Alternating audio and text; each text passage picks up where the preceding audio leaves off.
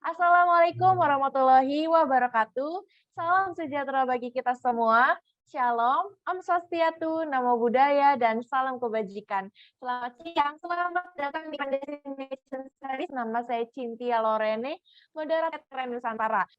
Wah, oke. Ini setelah saya lihat-lihat di virtual background kita, saya ya, ini kira-kira kita akan jalan-jalan kemana lagi nih? Dan tentunya nanti kita akan dikenalkan ya wisata Gorontalo. Dan tentunya juga kita mengucapkan terima kasih untuk dukungan media partner kita, yaitu Info Webinar yang telah mendukung acara kami pada hari ini. Oke, nanti di sini kita akan membahas ya mengenai wisata dan ciri khas apa sih yang menjadi potensi di Gorontalo. Untuk itu nantinya akan kita bahas tuntas bersama panelis kita pada siang hari ini. Senang sekali ya sudah hadir bersama kita beberapa panelis dari berbagai pihak. Untuk itu sebelum masuk ke sesi presentasi, izinkan saya ingin menyapa satu persatu para panelis kita pada siang hari ini. Oke, saya juga ingin menyapa yang pertama. Pak Afif Pratama selaku co-founder wisata Gorontalo. Wah, keren sekali nih ya, kita akan bertemu dengan Pak Afif. Kita sapa terlebih dahulu. Halo, selamat siang Pak Afif, apa kabarnya? Hai, selamat siang. Baik, Mbak.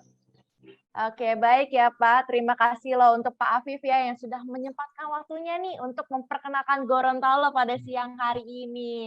Wah, oke. Kalau begitu kita langsung aja ya Pak untuk masuk ke sesi presentasinya Pak Afif. Tapi sebelum itu, ini Pak Afif ingin ngasih video nih perkenalan untuk kita semua ya mengenai Gorontalo.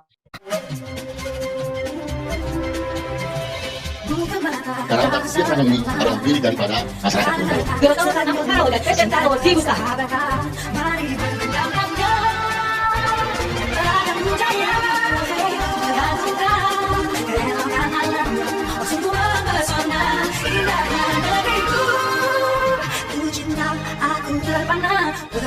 Indonesia.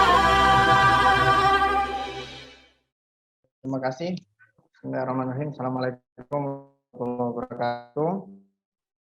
Selamat siang, salam sejahtera untuk kita semua. Baik, Mbak Cynthia sebagai moderator atau MC ya pada siang kali ini. Terima kasih sudah diperkenalkan. Ya, saya berbahagia sekali. Ya, kita startup masih baru ya, wisatagorontalo.com ini baru sekitar 1-2 tahun lah, belum lama. Awalnya kita ingin semangatnya literasi begitu ya, bagaimana di era digital ini informasi wisata itu melalui online ya atau internet itu harusnya menjadi sumber yang menjadi penarik begitu ya bagi para pelancong atau para turis sehingga bisa datang ke suatu daerah, dalam hal ini khususnya Gorontalo. Nah, semangat literasi itu makanya kita membangun wisatagorontalo.com ya berawal dari artikel-artikel wisata ya, destinasi wisata, baik objek, kemudian best list ya best list ya, list wisata tertentu misalnya, kemudian nanti akan beranjak ke kuliner atau budaya dan lain sebagainya. Ya, Gorontalo ini punya tagline ya, pariwisata Gorontalo, the heart of Celebes. Ya, the heart of Celebes. Ini baru diganti tahun 2019, teman-teman sekalian. Oke, jadi ini burung rangkong ya, atau julang. 2019 kita sebelumnya di Gorontalo itu tagline pariwisatanya itu Gorontalo the hidden paradise gitu ya, surga yang tersembunyi gitu. Cuman kalau tersembunyi terus gimana kan? Jadi saya pikir pemerintah provinsi dan utamanya lewat dinas pariwisata punya ide yang cemerlang begitu ya, mengganti the heart of Celebes ya, jantungnya Sulawesi gitu ya. Orang-orang mungkin kalau ditanya wisata di Gorontalo itu apa, mungkin kurang yang cenderung lebih dikenal itu Bunaken begitu ya. Di Sulawesi Utara, di Manado, atau juga misalnya di Makassar ya, ada ramang-ramang dan sebagainya. Nah, kalau Sulawesi itu yang sudah populer ya. Nah, jadi sungguh berani sekali ya pemerintah Provinsi Gorontalo, menarik sekali pakai tagline ini. Jadi sudah mengklaim bahwasanya Gorontalo ini jantungnya Sulawesi gitu ya. Kenapa? Karena kita menganggap dari segi alam ya kita punya berbagai macam potensi ya, yang terutama terkait dengan destinasi wisata yang bisa menjadi potensi untuk pemasukan daerah dan juga pemasukan masyarakat lokal. Jadi burung julang ini salah satu burung endemik ya, endemik di Sulawesi, dan di Indonesia itu ada 13 jenis, dan julang atau rangkong di Gorontalo ini ya, di Sulawesi ini, kalau teman-teman nanti bisa lihat searching di internet, ini termasuk yang menurut saya paling cantik gitu ya secara penampakan gitu ya. Kalau di logonya tadi, kenapa merah, kuning, hijau, ungu itu warna adat gitu. Jadi Gorontalo ini kental sekali adatnya, makanya ketika ke Gorontalo ya kita bukan bicara tentang destinasi objek wisata, tempat atau alam saja begitu ya, tapi budayanya seperti itu. Baik teman-teman, ya, oke. Saya rasa juga kita untuk saya perlu bagaimana kita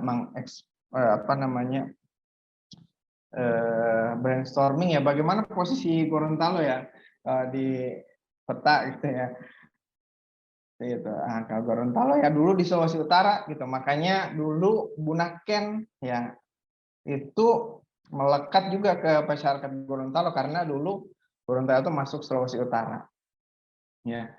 Di Gorontalo, kemudian tahun 2000 kita pisah sendiri begitu ya. Ya. Dari Sulawesi Utara menjadi provinsi tersendiri. Oke. Nah, ini gambaran ya petanya ya. Di Gorontalo ada 5 kabupaten, 1 kota, ibu kota provinsi. Ya. Dan yang salah satu yang membuat Gorontalo berlimpah ya kekayaan alamnya terutama dari laut adalah keberadaannya di Teluk Tomini teman-teman. Oke, ya tak kenal maka tak sayang, saya ingin juga mengekspor nggak langsung ke tempat-tempat wisata ya, tapi bagaimana Gorontalo ini secara kultur budayanya gitu ya. Gorontalo itu juga dikenal sebagai Serambi Madinah sebutannya. Kalau kita tahu Serambi Mekah itu ada di Aceh ya. Kalau Gorontalo itu dikenal juga dengan sebutan Serambi Madinah. Ya. Bahkan punya falsafah daerah ya.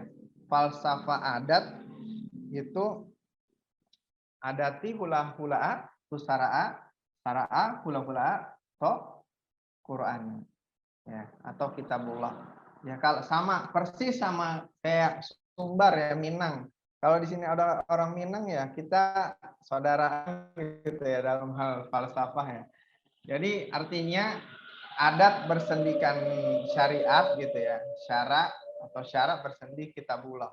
Ya jadi ini pegangan hidup gitu ya, nilai yang dipegang oleh masyarakat Gorontalo.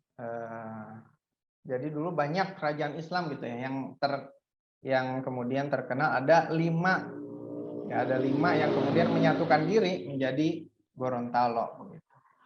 Ya, kemudian banyak juga dipercaya banyak waliullah gitu ya, wali Allah gitu ya kalau di Gorontalo ini banyak makamnya. Jadi salah satu tempat ziarah begitu ya, wisata ziarah ya bagi masyarakat Islam di Indonesia itu bisa datang ke Gorontalo juga karena di sini banyak wisata ziarahnya.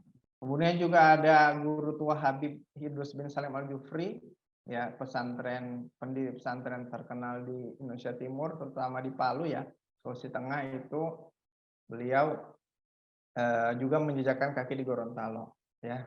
Ya, itu gambaran masyarakat Gorontalo. Kemudian kira-kira potensi Gorontalo apa? Nah, ini ada foto-foto ya. Jadi ini semua orang Gorontalo begitu ya. Ya, mungkin ada beberapa yang familiar, ada yang sudah dikenal, atau ada yang masih sedikit asing gitu ya. Kalau yang pertama, yang paling atas itu kiri, sudah kita sama-sama kenal ya, almarhum B.J. Habibie. Ya. Jadi kalau kita manggilnya Pak Habibie atau secara umum dikenal Pak Habibie, ya, padahal di film itu dipanggilnya Rudi gitu ya, yang pernah nonton Habibie Ainun. Pak Habibie itu dipanggilnya Rudi gitu ya. Karena Habibie itu sebenarnya adalah marga, teman-teman. Marga. Ya, jadi Bahrudin Yusuf Habibie, kemudian Sandiaga Uno. Ya, Uno itu marga Pak Kementerian Pariwisata kita. Jadi potensi Gorontalo itu yang saya sampaikan tadi ada Teluk Tomini, itu karena perikanan ya, karena kita sebelah selatan itu ada Teluk Tomini ya. Kemudian pertanian, ya Gorontalo terkenal dengan jagungnya, kelapa, ya salah satu yang menjadi logo di Provinsi Gorontalo itu, bagian dari logo itu ada pohon kelapa, karena di sini banyak. Kemudian perkebunan, hutan, ya di sini salah satu yang juga menjadi daya tarik wisata adalah ada Taman Nasional ya, TNBW ya, Taman Nasional Bogani Nani Wartabone. Dan Suaka Marga Satwa Nantu Boleh Hutu. Banyak hewan-hewan endemik ya, jadi yang masih ada di Gorontalo ya. Endemik Sulawesi ya, seperti anoa, burung maleo ya, dan lain sebagainya. Ya, dan julang tadi gitu. Dan budayanya budaya Gorontalo masih sangat terjaga dan sangat menjadi juga daya tarik ya ketika masyarakat dari luar daerah ataupun dari luar negeri itu datang ke Gorontalo. Ya. Nah, ini kalau kita list dari tim wisata gorontalo.com ya, kita setidaknya menemukan 83 objek wisata begitu ya di Provinsi Gorontalo. Dan itu penyebarannya ya, yang paling banyak itu ada di Bone Bolango dan Gorontalo Utara ya. Kalau yang saat ini yang paling ikonik mungkin ya Pulau Cinta ya. Itu Pulau Cinta walaupun baru tapi kemudian menjadi ikon gitu ya, dari wisata Gorontalo. Itu ada di Bolemo teman-teman. Jadi kalau mau ke Gorontalo insya Allah banyak pilihan gitu ya. Nggak cukup cuma sehari 2 hari ya. Kalau yang punya banyak waktu bisa banyak tempat didatangi. Ya. Oke. Ya, ini saya sedikit mengklasifikasi di Gorontalo itu kira-kira maksudnya kalau kita mau datang, teman-teman mau datang tuh mau bisa kemana aja, maksudnya jenis wisata apa saja yang bisa didatengin gitu ya. Ya, yang pertama wisata alam insya Allah banyak. Ya, seperti yang di foto ini mungkin belum terlalu populer keluar ya, tapi kalau di Gorontalo sangat-sangat populer ya. Ini namanya Pulau Dionumo ya. Pulau Dionumo itu pulau kecil, tidak berpenduduk ya. Yang menarik adalah view-nya ada rumput-rumput besar ya. Rumput besar, kemudian itu langsung berada masih dekat dengan pulau besarnya ya, jadi view-nya cantik seperti itu ya. Nah, itu wisata alamnya, jadi mulai dari pegunungan sampai laut Gorontalo lengkap kira-kira begitu. Kemudian wisata sejarah atau peninggalan sejarah ya, seperti Benteng Otanaha, itu salah satu peninggalan sejarah yang ada di Provinsi Gorontalo. Kemudian wisata religi ya. Jadi di wisata religi ini selain tadi saya sampaikan ada wisata ziarah ya, makam wali, ada juga namanya desa wisata religi Bubohu gitu. Kemudian ada yang unik dan anti mainstream ya, artinya bisa jadi hanya satu-satunya di Indonesia atau jarang ada di Indonesia, jadi patut dijadikan tujuan wisata nih teman-teman.